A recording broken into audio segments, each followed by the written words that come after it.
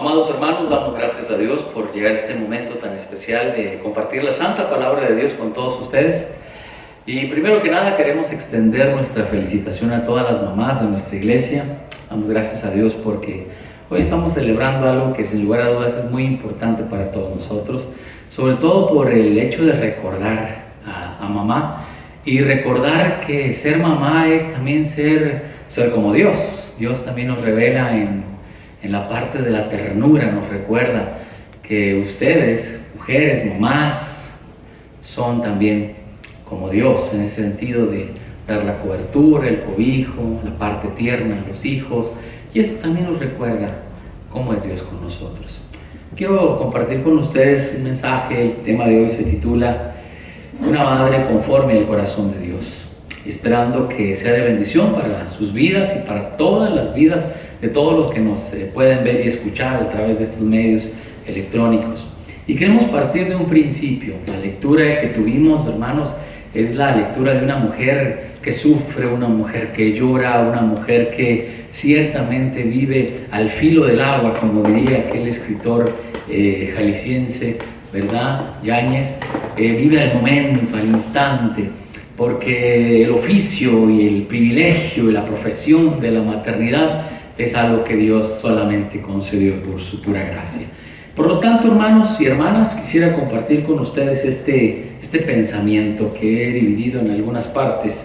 Y antes de eso me permito compartir con ustedes lo que el texto nos enseña en primer libro de Samuel, capítulo 1, de los versículos del 1 al 28, que es la historia de Ana, que para muchos de ustedes es muy familiar, ¿verdad? Ana, Penina, Elcana, todos estos personajes que aparecen en escena junto con Elí y posteriormente Samuel.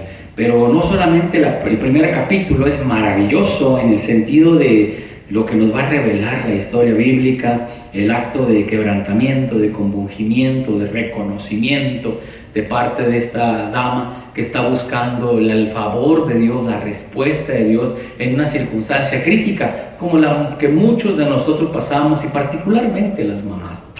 Pero el capítulo 2, que voy a pedirles que lo lean en casa como una tarea, es sencillamente maravilloso. Léanlo, y si es posible, léanlo en diferentes versiones de la Biblia porque es tan enriquecedor. Es un canto de liberación, es un cántico que habla del ser de Dios, pero sobre todo de esa experiencia liberadora del amor de Dios en la vida, en lo cotidiano.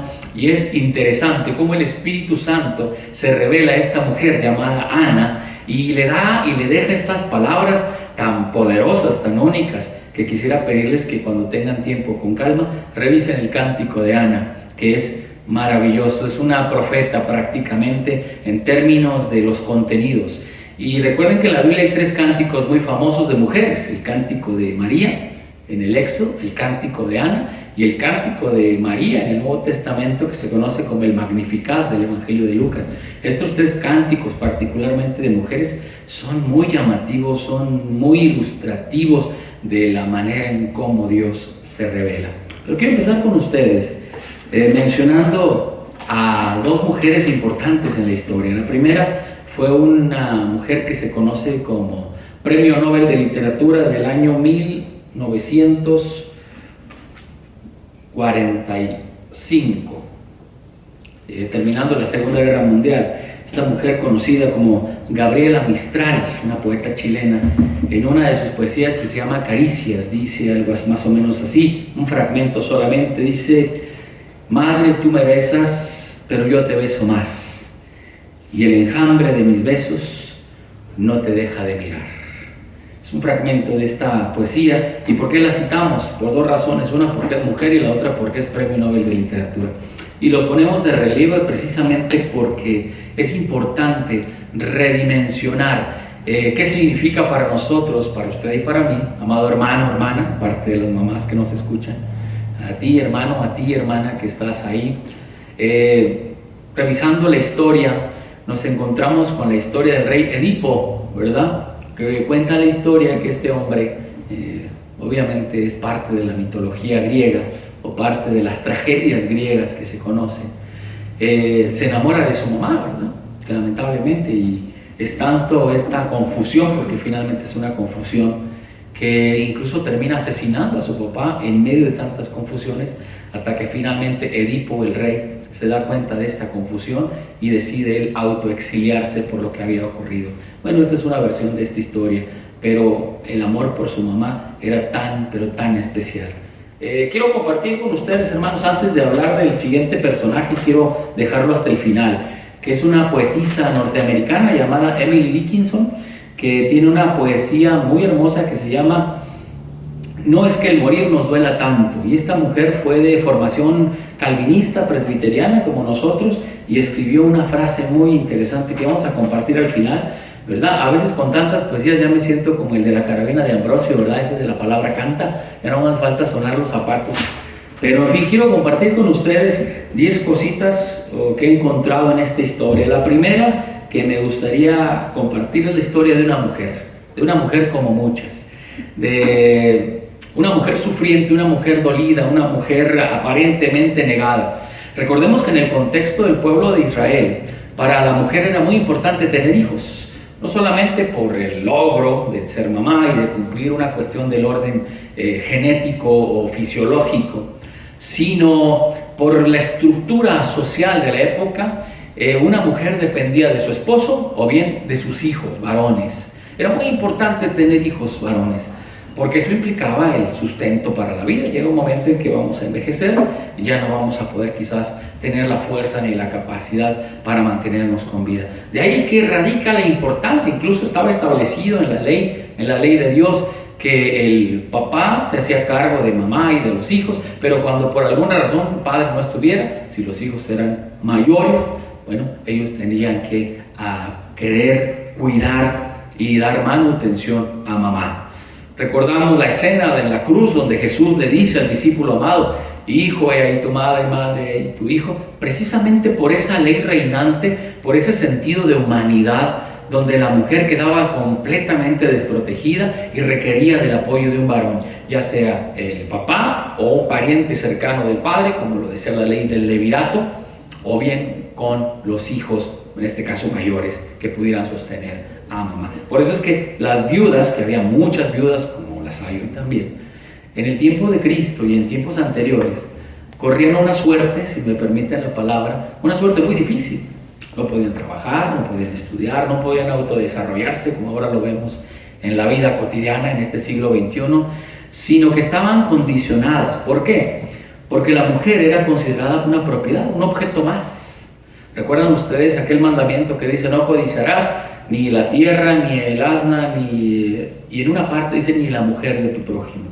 Porque se consideraban propiedades, objetos de intercambio. Incluso en ese contexto a veces a la mujer no le iba tan bien. Pero bueno, regresemos un poquito a la historia para ubicarnos. Esta es una mujer que, como leímos en la Biblia, pues iba a orar y oraba pidiendo algo, pidiendo un hijo, algo que parece increíble, que solamente la Biblia nos revela el milagro de la maternidad, ¿verdad? Donde dice el Salmo 113, Dios hace habitar en familia a la estéril.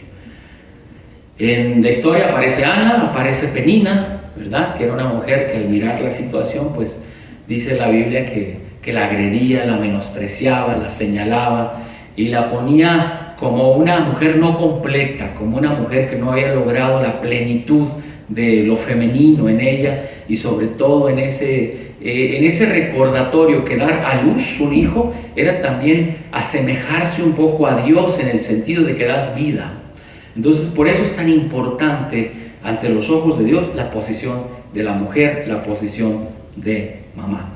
Y en este día, hermanos, que estamos celebrando a las mamás, pues hoy queremos también nosotros compartir alguna reflexión al respecto. La primera cosa que quiero compartir con ustedes es una mujer que, a pesar de que está sufriendo, canaliza su sufrimiento a Dios. Es decir, las cosas no están saliendo bien, la situación de ella es complicada, su esposo es comprensivo, lo sabemos, sin embargo, no puede tener un hijo. ¿Qué es lo que hace ella? Bueno, lo que hace en la Biblia es que permanentemente, constantemente, es una mujer que descansa en Dios. ¿Qué nos enseña esto para la vida, para nuestra propia espiritualidad? Que sea cual sea nuestra circunstancia, por muy dolorosa, desastrosa, conflictiva que ésta pudiera ser, nuestro único descanso está en Dios. Él es el único que puede escuchar nuestras lágrimas, nuestro lamento ciertamente. Es el único en el cual podemos derramar nuestra alma y saber que tendremos una respuesta. En primer lugar, un consuelo. En segundo lugar, la palabra de Dios a través de su esposo en este caso. Y en tercer lugar, la promesa.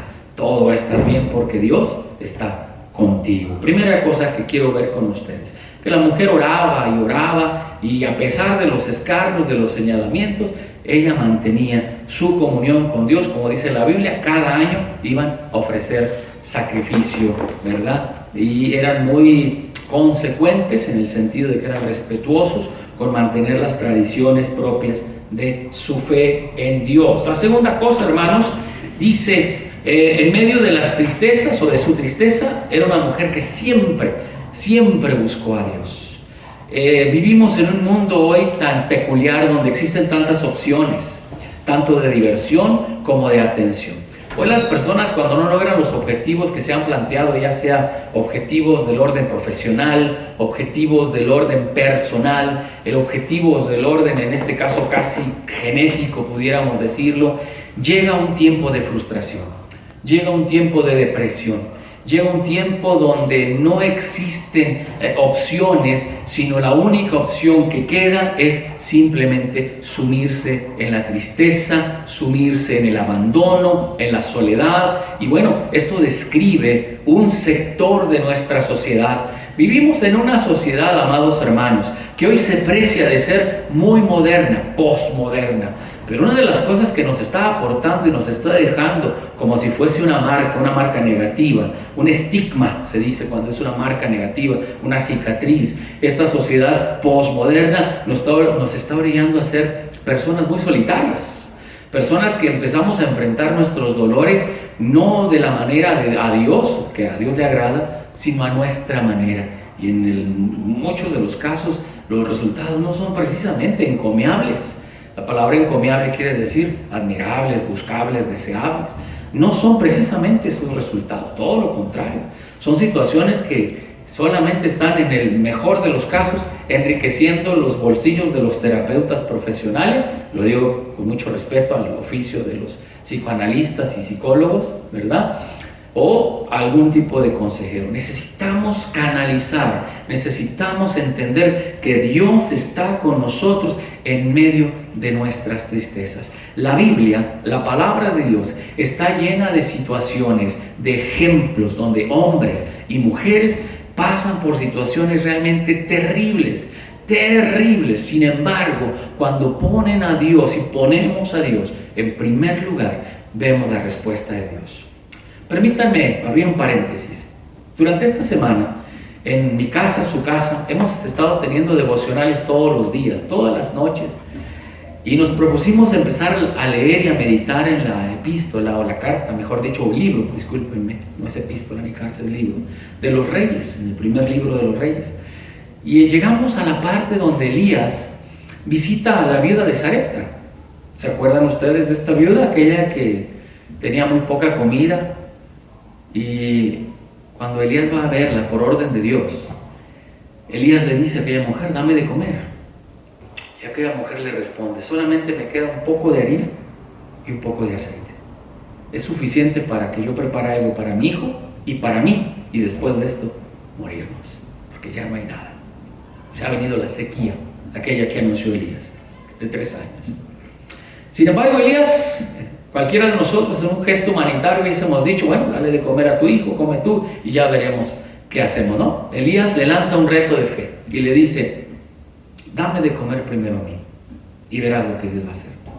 Entonces aquella mujer, en un acto de fe, pero también de obediencia a Dios, no solamente al profeta, a Dios, hace lo que él está pidiendo. Y la Biblia dice que la harina y el aceite no cesaron, se satisfizo en ese momento aquella necesidad. Qué gran enseñanza nos da esta historia. Pero aquella mujer estaba en un hilo o en vilo, sufriendo. Estaba realmente en una situación límite, donde existían muy pocas opciones. Y la única opción que llegó en ese momento era o morir o escuchar al profeta. Decidió escuchar al profeta. Decidió escuchar la palabra de Dios y hacer de ella su sustento, su descanso. Y encontró la respuesta de Dios. En situaciones complicadas, amados hermanos, cuando nos encontramos, Dios siempre tiene una opción, no una más, la única opción, el único camino. El problema es que a lo largo de nuestra vida, en esta sociedad posmoderna en la que vivimos, nos está brindando opciones y alternativas y ponemos a Dios como una alternativa, no como la única alternativa, sino como una más de las opciones. Y es ahí donde estamos fallando.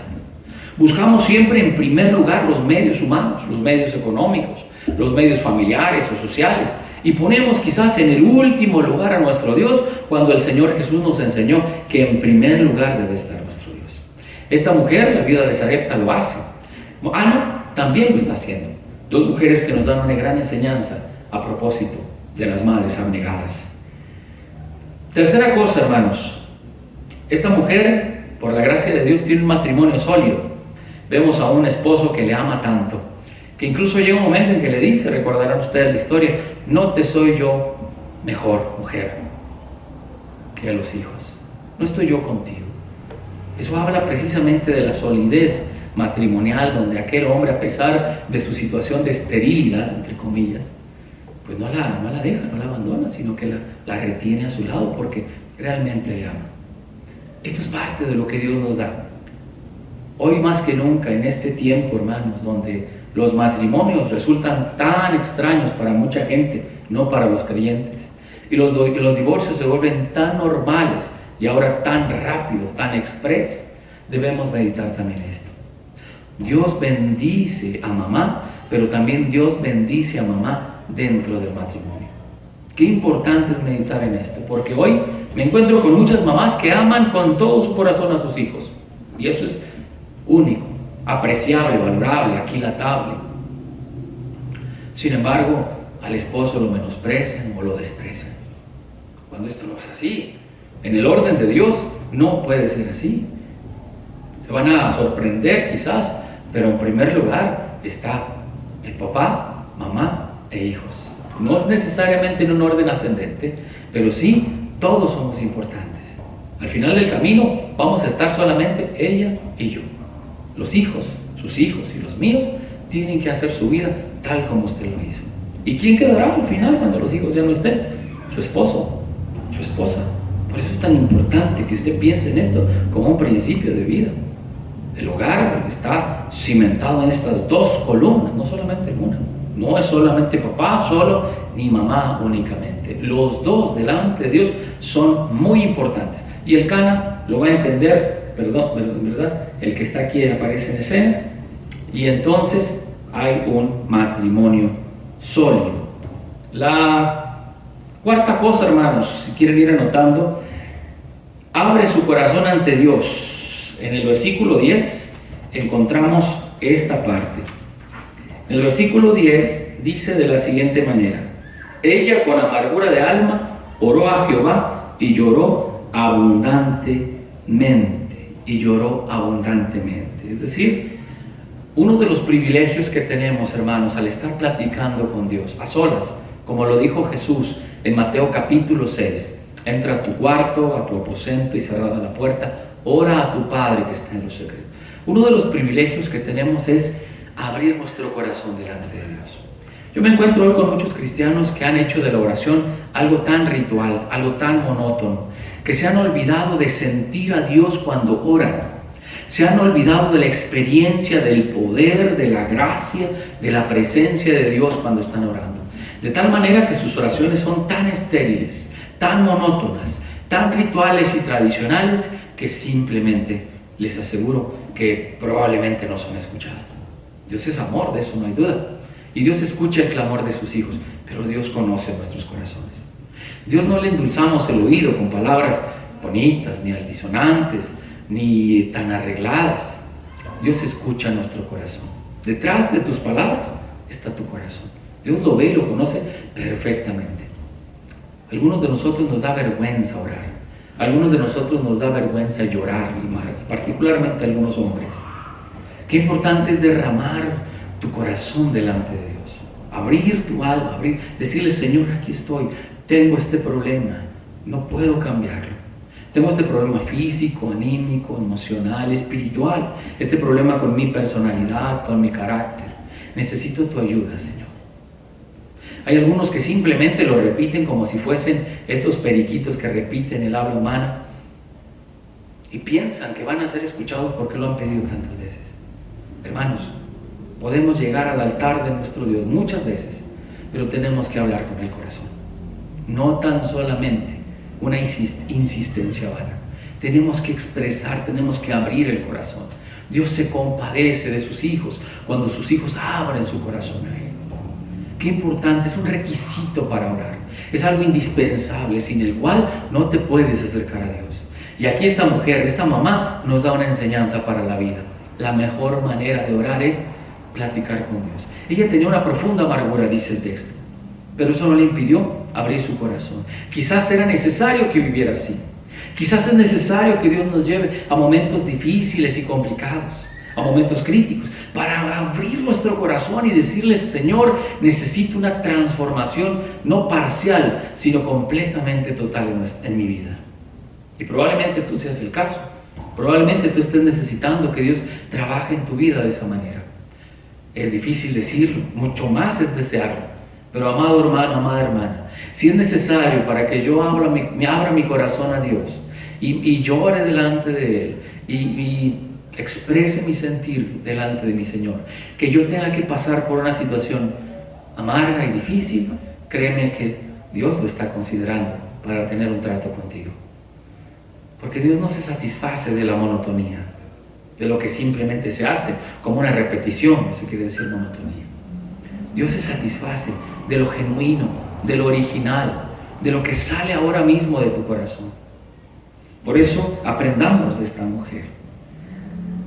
La quinta cosa, la aprendemos: hace votos y promesas por su hijo, versículo 11. El versículo 11 dice: e hizo voto diciendo: Jehová de los ejércitos, si te dignares mirar a la aflicción de tu sierva, y te acordares de mí, y no te olvidares de tu sierva, sino que dieres a tu sierva un hijo, varón, yo lo dedicaré a Jehová todos los días de su vida, y no pasará navaja sobre su cabeza.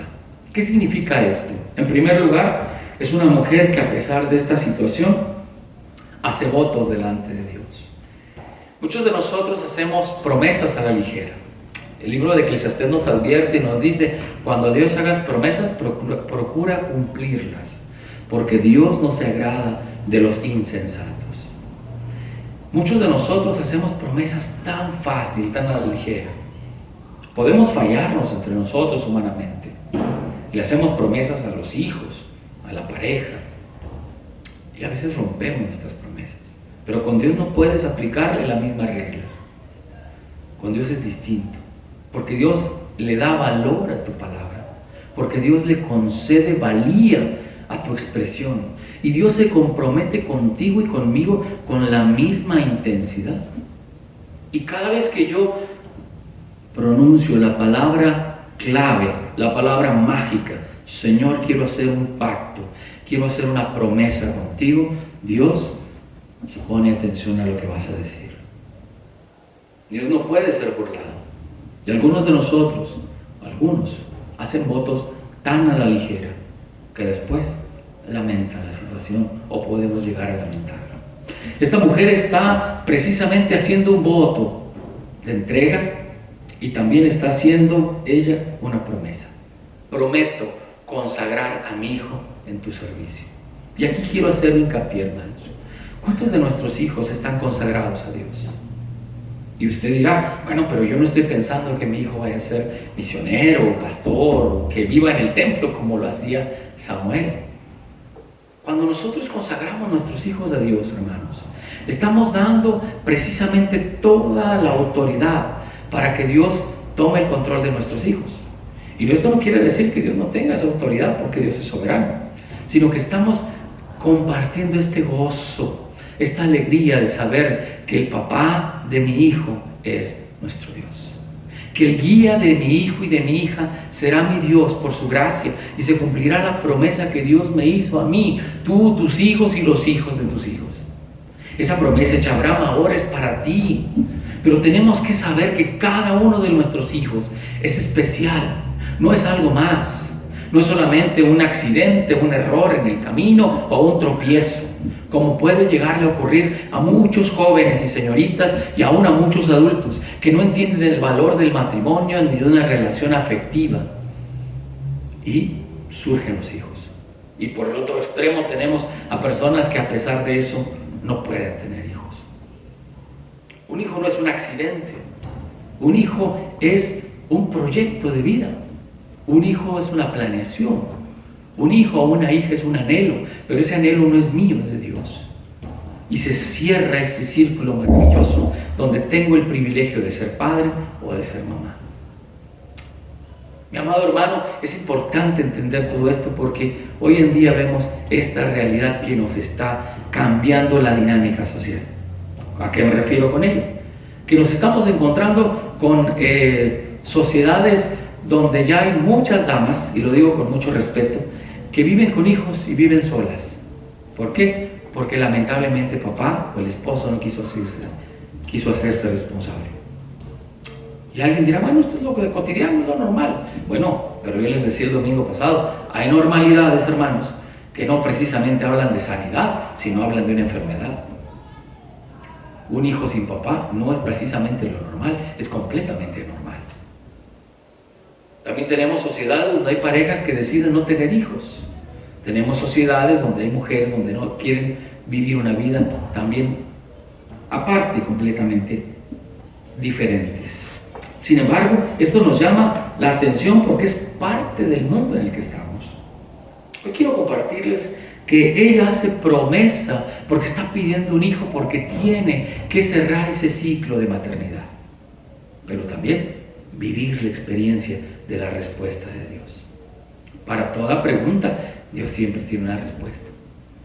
Dios siempre está alerta, lo revela la Escritura, y más cuando nos quebrantamos delante de Él. Dios siempre tiene algo que decirnos. Número 6. Ora a Dios de una manera muy especial. Dice el versículo 12, 13 y 14, mientras ella oraba largamente delante de Jehová, Elí, el sacerdote, estaba observando la boca de ella. Pero Ana hablaba en su corazón y solamente se movían sus labios y su voz no se oía, y Elí la tuvo por ebria. Entonces Elí le dijo Elí, ¿hasta cuándo estarás ebria? Digiere tu vino. ¿Verdad? Qué forma tan peculiar. Imagínese usted conmigo, hagamos un ejercicio de imaginación. ¿Cómo imaginan que oraba ella? ¿Cómo estaba moviendo sus labios? Quizás incluso hasta llorando, y cuando empezamos a llorar todos los demás fluidos de la nariz, de la boca, se ponen más laxos, ¿verdad? Se ponen más sueltos. De tal manera que aquella mujer parecía que estaba alcoholizada, o por lo menos así lo pensó el sacerdote Elí. Fue una oración tan intensa, era una oración tan única, tan especial, que a Ana no le importó lo que los demás opinaran de ella. Algunos de nosotros cuando oramos, no oramos para Dios, ni siquiera oramos a Dios, oramos para que la gente nos escuche.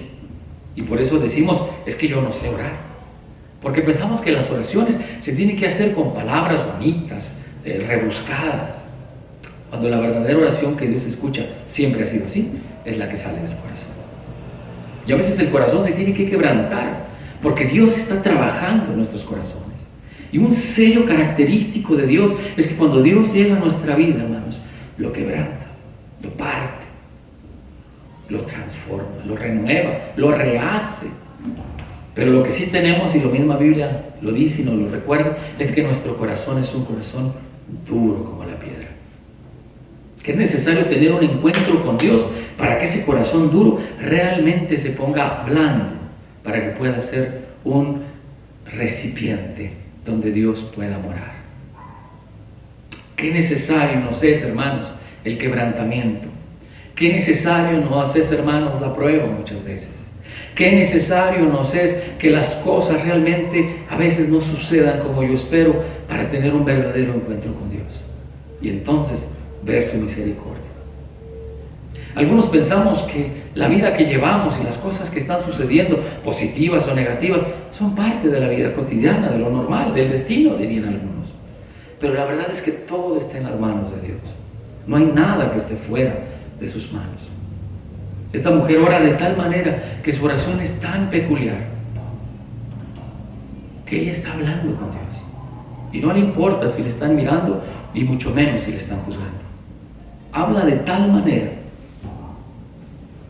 que Dios la escucha. El que tiene que escuchar, escucha. Número 7. Es una mujer sincera con Dios. Versículos 15 y 16. Y Ana le respondió diciendo: no, Señor mío, yo soy una mujer atribulada de espíritu. No he bebido vino ni sidra, sino que he derramado mi alma delante de Jehová. No tengas a tu sierva por una mujer impía, porque por la magnitud de mis congojas y de mi aflicción he hablado hasta ahora. Qué importante es la sinceridad a la hora de hablar con Dios. Qué importante es hablar con Dios con nuestro corazón. Decirle a Dios realmente lo que sentimos y lo que pensamos. No solamente cubrir el tiempo, la expectativa o completar solamente el ritual a lo que estamos acostumbrados a hacer, que muchas veces lo podemos hacer y lo hacemos muy bien, sino es realmente tener comunión con Dios, una comunión que mueva tu corazón, que mueva mi corazón, de tal manera que esa oración sea maravillosa. Y la pregunta que nos hacemos: ¿por qué las oraciones de todos los días no son así? Es lo que yo también me pregunto. ¿Por qué no orar así todas las mañanas tú a solas con Dios? Todas las tardes antes de dormir. ¿Por qué no orar así? ¿Por qué no decirle: Señor, te necesito? Hoy en este día me equivoqué muchas veces. Quiero empezar este día contigo y quiero ver tu gloria en este día, Señor. ¿Por qué no hacerlo así? ¿Por qué conformarnos simplemente con levantarnos y decir: buenos días, Señor, ya me voy a mis quehaceres? ¿O por qué algunos terminan el día diciendo: Señor, estoy cansado, con permiso, buenas noches, gracias a Dios? Aún así Dios es tan misericordioso que tiene de nosotros compasión. Pero la verdad es que nuestras oraciones deben de ser más intensas. Nuestras oraciones deben de ser de tal manera que no solamente estar seguros de que Dios te escuchó, o que Dios me escuchó, o que Dios nos escuchó, sino aquí viene el reto para ti y para mí. Tú has escuchado la voz de Dios. Cuando oras a Dios, tú escuchas su voz. La mayoría de los cristianos dicen que no escuchan nada, que se escuchan a sí mismos, que pareciera más bien un soliloquio, es decir, hablar para uno mismo. No, tenemos que entender que la oración es un diálogo entre dos. Y un diálogo tiene esta característica: se habla y se escucha y se habla.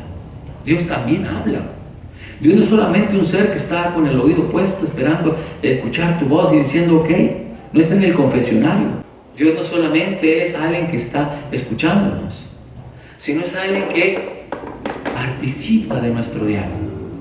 Escucha y habla, y también pide ser escuchado. ¿Por qué? Porque muchos de nosotros no escuchamos su voz, nos escuchamos a nosotros mismos, y a veces eso hasta nos frustra.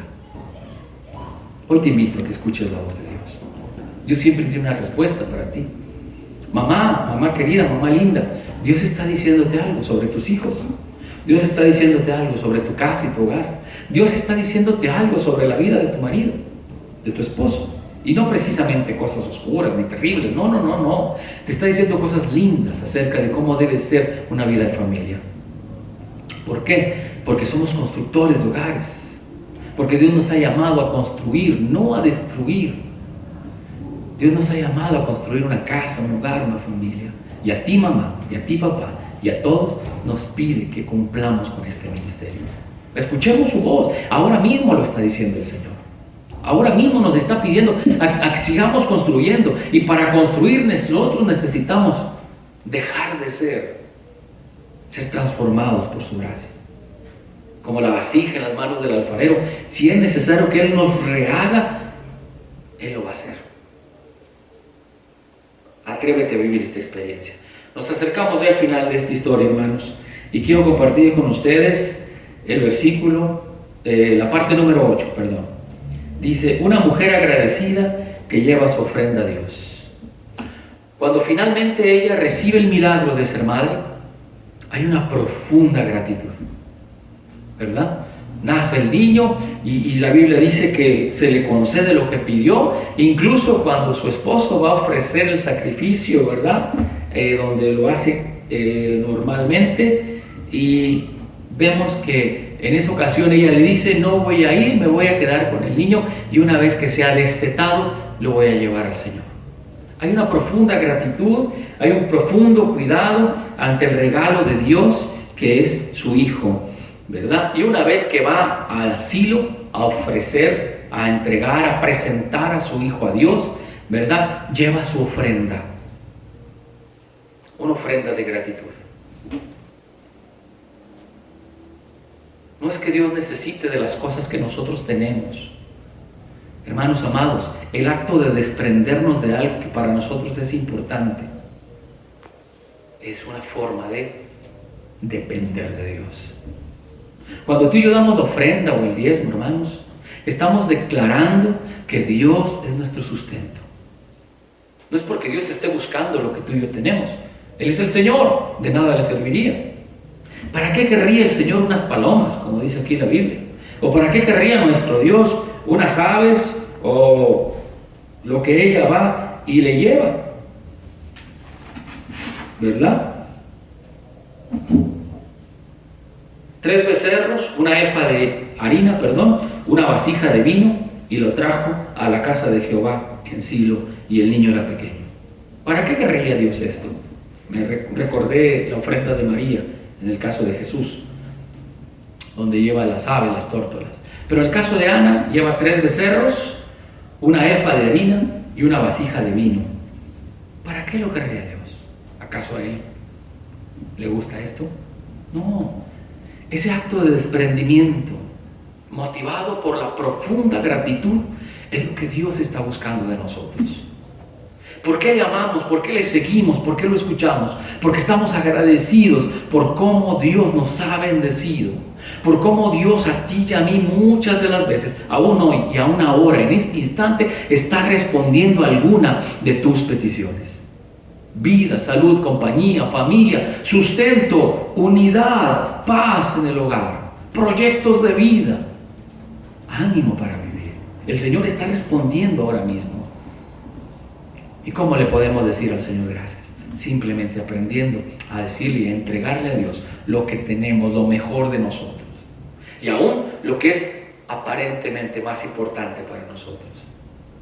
Por eso ofrendamos al Señor, porque le amamos, porque dependemos de Él y no de nosotros. Esta mujer tuvo que vivir en carne propia y vio cómo Dios le respondió. Una mujer agradecida lleva su ofrenda al Señor. Lo siguiente es: entrega a su hijo, ¿verdad? Lo deja precisamente y cumple la promesa. A partir de ese momento, aquel joven, Samuel, va a quedarse en el templo, conforme a la promesa que ella hizo. Regreso a un punto que mencioné hace algún momento. Cuando tú y yo hagamos promesas a Dios, procura cumplirlas. Dios no se agrada de las personas que no cumplen sus promesas. Y yo te pregunto, ¿quién se agrada de aquellas personas que no cumplen sus promesas? Yo te aseguro que a ti también te encanta que las personas que te hacen promesas y malas que tú quieres, te cumplan. ¿Qué pasa cuando alguien hace una promesa y no la cumple? Te decepcionas, te desanimas, te incomodas, te molestas. Dios también está pidiendo que nosotros seamos genuinos, auténticos, originales, que seamos verdaderamente cumplidores de promesas y no le fallemos. Que no tomemos el nombre de Dios en vano y que no menospreciemos su gracia, sino que nos mantengamos firmes, cumpliendo con lo que hemos dicho que íbamos a cumplir. Porque el Señor entonces nos tacharía como simplemente, dice la Biblia, insensatos, es decir, faltos de sensatez. Por último, hermanos, quiero compartir, ya para terminar, es una mujer que adora a Dios. El tema de hoy se llama una madre conforme al corazón de Dios. La última cosa que vemos en ella es una mujer que adora a Dios, una mujer que cumple con lo que Jesús dijo. El primer y más grande mandamiento es amar a a Dios. Es una mujer que nos demuestra que tiene en primer lugar el amar a Dios no como una opción o alternativa, sino como un precioso privilegio. Amar a Dios es una experiencia, amar a Dios es una plenitud, amar a Dios es una llenura, amar a Dios es tener un conocimiento de Dios, amarle a Él es saber cómo es Dios y cómo se manifiesta en nuestras vidas. Yo no sé si tú te has sentido en alguna encrucijada, en algún predicamento, sobre decisiones y acciones por tomar en alguna situación fácil o difícil. Y a veces decimos, ¿qué haremos? ¿Qué pensar? ¿Qué hacer? ¿Qué decir? Y ahí está Dios respondiendo. Y ahí está el Señor manifestándose en tu vida. Pero el problema es que tenemos la cabeza llena de tanto ruido que no escuchamos la voz de Dios. Escuchamos muchas voces, pero no la voz de Dios. A veces no tenemos ruido, tenemos taponeados los oídos del alma y no escuchamos su voz. Tenemos tantas preocupaciones, hermanos, que cuando alguien nos habla de paz, simplemente no le entiendo. Y uno de los lenguajes de Dios es paz. El otro es amor. Ese es nuestro Dios. Ese es el Señor al cual adoramos. Y ese Dios siempre está hablando. Escucha esto, siempre está hablando. Tú dirás, ¿pero cómo? Sí, siempre. Ahora mismo te está hablando. En este momento.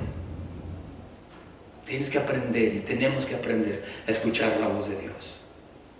Y tú dirás, bueno, ya la escuché, ¿y ahora qué? Es imposible que alguien que escucha su voz, su preciosa, poderosa y portentosa voz, no llegue rendido a su altar para adorarle. Esta mujer lo había escuchado. Esta mujer escuchó su voz. Esta mujer sintió en su vida, en su mente, en su cuerpo, el poder de Dios. ¿Y saben qué hizo? Lo adoró. No hizo lo que hicieron aquellos leprosos, que una vez que recibieron el milagro simplemente se fueron y solamente uno regresó. No. Hay muchos creyentes que hacen exactamente lo mismo. En el momento están devastados, destruidos, y dicen, Señor, ayúdame. Y el Señor se compadece de su aflicción y los levanta, y es su refugio, es su fortaleza.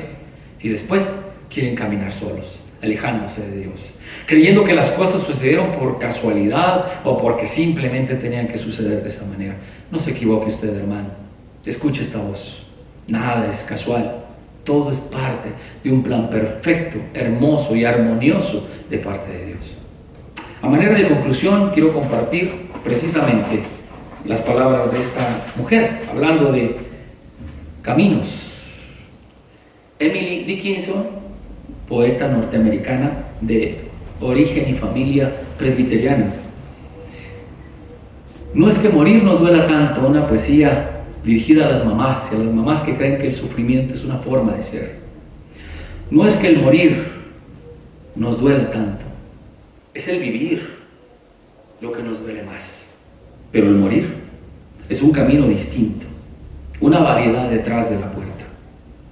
La costumbre sureña del pájaro, que antes que lleguen las heladas, acepta volar a una latitud mejor, a un lugar mejor. Nosotras somos como los pájaros, pero nosotros somos de las que se quedan. Esto dice Emily Dickinson. En el contexto nuestro, muy mexicano, pensamos que el sufrimiento es lo que nos hace dignos. Yo quiero decirles que por eso Cristo sufrió en la cruz por nosotros, para que ahora tengamos el gozo. Pero aún así sufrimos por la familia, sufrimos y batallamos por los hijos. Pero ahí está el Señor, porque el Señor se revela en nuestra debilidad y el Señor es grande. Y la Biblia dice, bástate mi gracia, porque mi poder se perfecciona en la debilidad. Dios permite a veces el sufrimiento como el de Ana para tener un encuentro con Dios. Hermano amado, si esta es tu situación, yo quiero decirte que Dios está ahí a tu lado, que Dios está siempre escuchando tu voz, tu oración, tu plática, tu ruego, tu súplica. Pero hago hincapié en ello y hago énfasis, ruego y súplica. Dios no recibe órdenes, ni tampoco lo hace en el tiempo que yo diga, sino en el tiempo perfecto de Dios. Meditemos en esta palabra, hermanos, y llevemos esto en nuestro corazón. Amadas hermanas, amadas mamás de esta hermosa iglesia, aprendamos juntos una madre conforme al corazón de Dios. Que Dios les bendiga, hermanos.